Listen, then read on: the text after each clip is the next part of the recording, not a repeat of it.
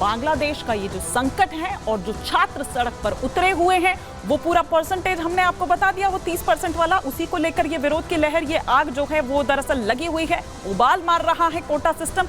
अब आपको बताते हैं कि मांग क्या कर रखे हैं ये जो छात्र सड़कों पर उतरे हुए हैं। मांग नंबर 1 की अगर बात करें तो पहली मांग, आरक्षण 56% से घटाकर कितना कर दिया जाए? 10% कर दिया जाए। ये पहली बड़ी और अहम मांग इन छात्रों की है। अब मांग नंबर 2 की अगर बात करूं तो जो योग्य उम्मीदवार नहीं मिले तो मेरिट से भर्ती होनी चाहिए, इसीलिए ये सड़कों पर उतरे हुए हैं कि इस बात का ध्यान रखना चाहिए। अब मांग नंबर 3 की अगर बात की जाए तो तीसरी मांग इनकी क्या है कि सभी उम्मीदवारों के लिए एक समान परीक्षा होनी चाहिए। ये मांग नंबर 3 है। चौथी मांग क्या है? अहम मांग है कि सभी उम्मीदवारों के लिए उम्र एक समान होनी चाहिए। पांचवी और अंतिम और बड़ी मांग जो है वो ये कि एक बार से ज्यादा आरक्षण का इस्तेमाल नहीं होना चाहिए। ये 5 अहम और जो बड़ी मांगे हैं वो दरअसल वो छात्रों की है जो छात्र इस वक्त सड़कों पर उतरे हुए हैं। लेकिन आप ये देखिए कि कितना क्रेज है सरकारी जो नौकरियां हैं उनको लेकर। अब सिलसिलेवार तरीके से ग्राफिक्स के माध्यम से ही हम आपको कुछ और जानकारी यहां पर देते हैं कि किस तरह का क्रेज जो है बांग्लादेश में वो सरकारी नौकरी को लेकर है। बांग्लादेश में सरकारी नौकरी रोजगार का एक बड़ा जरिया है। भारत की ही तरह बांग्लादेश में सरकारी नौकरी का क्रेज देखने को मिलता है क्योंकि कई सारी सुविधाएं, कई सारी और बातें उसमें हैं। हर साल 4 लाख से ज्यादा छात्र कंपटीशन एग्जाम्स जो हैं वो देते हैं। 3000 छात्र बांग्लादेश सर्विस कमीशन के लिए बैठते हैं और कुछ वर्षों से कोटा ना मिलने की वजह से योग्यता का बोलबाला था। तो जब कोटा नहीं था तो योग्यता देखी जाती थी वहां पर, लेकिन अब छात्रों को डर है कि आधी से ज्यादा सीटें तो कोटा वाले खा जाएंगे। फिर ऐसे में जो योग्यता वाले हैं वो क्या करेंगे? क्योंकि बीच में जो ये है इसे बंद कर दिया गया था, इसे खत्म कर दिया गया था। फिर वो आप ये कहिए कि एक समझौतावादी जो दृष्टिकोण था शेख हसीना का, उस समझौतावादी दृष्टिकोण से उसे खत्म कर दिया गया था। खैर, लेकिन अब ये छात्र सभी छात्रों के लिए एक समान अधिकार की मांग कर रहे हैं। वो 5 बड़ी मांगे हमने आपको अभी बताई थी। बांग्लादेश के इन प्रदर्शनकारी छात्रों के मुताबिक स्वतंत्रता सेनानियों के जो पोते पोती हैं उनको आरक्षण देने का कोई मतलब ही नहीं है। वो कह रहे हैं वो किस चीज बात के हकदार हैं, किस लिए उनको आरक्षण दिया जा रहा है। सरकारी नौकरियों में कोटा नहीं, मेरिट की जरूरत होनी चाहिए, वो ये कह रहे हैं। वो कह रहे हैं कि ठीक है भाई, उन्होंने कुर्बानी दी, उन्होंने उनका जो योगदान है वो ठीक है, लेकिन उनके पोते पोतियों को क्यों उनका जो बाकी सुविधाएं हैं या कोटा है वो दिया जा रहा है। संजय सोई क्या कुछ कह रहे हैं, डिफेंस एक्सपर्ट, ये भी आपको सुन रहा है। बांग्लादेश के हालात को देखते हुए भारत में कड़ी चिंता है क्योंकि बांग्लादेश एक भारत का अभिन्न मित्र है। शेख हसीना और उनकी पार्टी के साथ हमारे अच्छे संबंध हैं, सरकार के साथ कई करार हुए हैं और जो वहाँ पर जो हालात है नेचुरली इसका फ़र्क भारत के संबंधों पर पड़ सकता है।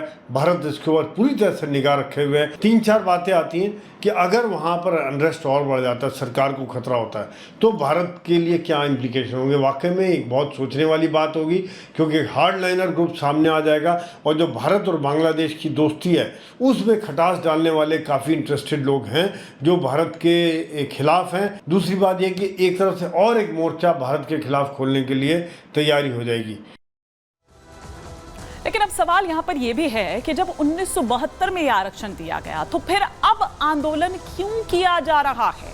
1972 से जारी था यह कोटा सिस्टम जिसे कब 2018 में आकर खत्म कर दिया गया। बांग्लादेश की जो हसीना सरकार है, शेख हसीना सरकार है, उसी ने इसे समाप्त कर दिया था और पिछले महीने जो ढाका हाईकोर्ट है उसने इस मामले पर अपना फैसला सुनाया। हाईकोर्ट ने सरकारी नौकरियों में आरक्षण फिर बहाल कर दिया। कोर्ट ने आरक्षण को खत्म करना भी गैर कानूनी बताया था। उन्होंने कहा कि आप नहीं कर सकते हैं ऐसे, ये कानूनन जुर्म है, ये गैर कानूनी है। कोर्ट के आदेश के बाद बांग्लादेश में विरोध प्रदर्शन उसके बाद शुरू हो गए। अब शेख हसीना सरकार ने क्या किया कि हाईकोर्ट, जो ढाका हाईकोर्ट का ये फैसला था, उस फैसले के खिलाफ सुप्रीम कोर्ट में चुनौती दी। सरकार की अपील पर सुप्रीम कोर्ट ने, जो बांग्लादेश सुप्रीम कोर्ट है, उसने ढाका हाईकोर्ट का जो आदेश है उसे निलंबित कर दिया। अब बांग्लादेश सुप्रीम कोर्ट ने केस की सुनवाई के लिए 7 अगस्त की तारीख तय की है, यानी कि अब अगले महीने की तारीख तय की है। बहुत इंपॉर्टेंट है, बहुत अहम है क्या कुछ कहा जाता है ये देखने वाली बात होती है। लेकिन मामले में पीएम शेख हसीना की अगर बात करें तो उनके बाद जो उनका बयान आया, उस बयान के बाद तूल पकड़ लिया। शेख हसीना ने प्रदर्शनकारियों की मांगे मानने से इनकार कर दिया। हालांकि ये कहा था कि ठीक है बातचीत कर सकते हैं, लेकिन बातचीत करने के लिए जो प्रदर्शनकारी है उन्होंने इनकार कर दिया। तो उन्होंने मांगे मानने से इनकार कर दिया, उन्होंने बात करने से इनकार कर दिया, तो फिर बीच का रास्ता कैसे निकलेगा भी कैसे? रजाकार उन्होंने कह दिया। बांग्लादेश सरकार के फैसले से छात्रों ने विरोध अपना तेज कर दिया। प्रधानमंत्री शेख हसीना ने प्रदर्शनकारियों को रजाकार कह दिया। बांग्लादेश में रजाकार उन्हें कहा जाता है जिन पर 1971 में विश्वासघात करने के आरोप लगे थे, यानी कि पाकिस्तानी सेना का साथ देने का आरोप लगा था।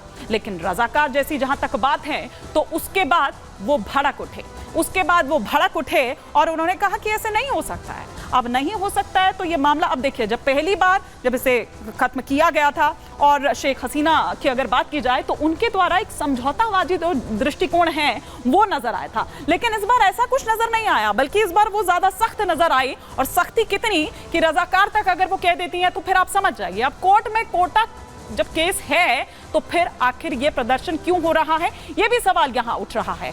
आरक्षित नौकरियों के खिलाफ ये विरोध प्रदर्शन जो है वो दरअसल हो रहा है। स्वतंत्रता सेनानियों के परिवार के कोटे के विरुद्ध वो कह रहे हैं कि भैया ठीक है उन्होंने किया, लेकिन अब उनके पोते पोती नाते नातिन उनको किस बात का? प्रदर्शनकारियों की मांग ये है कि व्यवस्था जो है वो इस तरह की व्यवस्था खत्म हो जानी चाहिए। बल्कि उनका तो ये कहना है कि 56% से बिल्कुल गिराकर इसको 10% ही कर देना चाहिए। कोटा सिस्टम भेदभावपूर्ण है, ये प्रदर्शनकारी कहते हुए नजर आ रहे हैं जो छात्र सड़कों पर उतरे हुए हैं। आवामी लीग समर्थकों के फायदे के लिए है ये प्रदर्शनकारियों का कहना है। प्रदर्शनकारी ये कह रहे हैं कि मेरिट के आधार पर आप करिए, योग्यता के आधार पर आप करिए, और क्यों बार बार ऐसा किया जा रहा है? एक बार दे दिया ठीक है, अब उसे खत्म कर देना चाहिए। लेकिन आइए अब इस पर क्या कह रहे हैं विदेश मामलों के जानकार रविंद्र सचदेव, ये भी आपको सुनवाते हैं। भारत सरकार को बस केवल एक ही काम करनी है कि हमारा बॉर्डर सिक्योर रहे, कि वहाँ से रिफ्यूजीज के नाम पे कुछ दूसरे एलिमेंट्स भी वो भारत की तरफ आने का प्रयास ना करें। क्योंकि जब बांग्लादेश के अंदर उथल पुथल होगी, बहुत लोग हैं हो सकता है जो भागना चाहेंगे वायलेंस से, या मौका मिल जाएगा तो हमारे बॉर्डर्स के ऊपर प्रेशर आएगा। तो हमारे बॉर्डर्स को अच्छे से सील होना चाहिए। ये जो मामला है बांग्लादेश में, ये 71 वॉर जैसा नहीं, ये मामला होने जा रहा है, बढ़ता दिखता है मुझे जैसे ईरान का रेवोल्यूशन हुआ था 1979 में, जो शाह ऑफ ईरान के तख्ता पलट दिया था आयतुल्लाह खोमेनी ने। अब बांग्लादेश सरकार का रुख क्या है ये भी आपको जानना यहाँ जरूरी है। हम छात्रों की बात, प्रदर्शनकारियों की बात तो आपको सुना दें। कोटा सिस्टम के बचाव में हैं प्रधानमंत्री शेख हसीना। उनका क्या बयान सामने आता है कि युद्ध में योगदान के लिए सर्वोच्च सम्मान है, उनका यह कहना है। स्वतंत्रता सेनानियों को सम्मान मिलना ही चाहिए, ये साफ तौर पर शेख हसीना ने कहा, प्रधानमंत्री ने कहा। चाहे उनका राजनीतिक जुड़ाव कुछ भी हो, लेकिन एक सम्मान जो उनके प्रति है वो सम्मान रहना चाहिए। लेकिन इस पूरे बवाल पर जो बांग्लादेश से तस्वीरें सामने आ रही है उस पर केंद्रीय मंत्री कीर्तिवर्धन सिंह क्या कुछ कह रहे हैं ये भी सुनते हैं। छात्रों की हमेशा जो बातें हैं, जो प्रॉब्लम्स हो, वो सुननी चाहिए। और मुझे पूरा यकीन है कि बांग्लादेश की जो सरकार है, कई बार से सरकार बनी है, वहाँ के जो हमारे प्रधानमंत्री जी हैं बहुत ही अनुभवी प्रधानमंत्री हैं। लोगों का जनमत उनको एक बार नहीं कई बार प्राप्त हो चुका है, और ये लोग अपने इस आंतरिक मसले को लोग बैठ के बहुत जल्दी हल हो जाएगा, उसमें हमें पूरा विश्वास है इस बात का।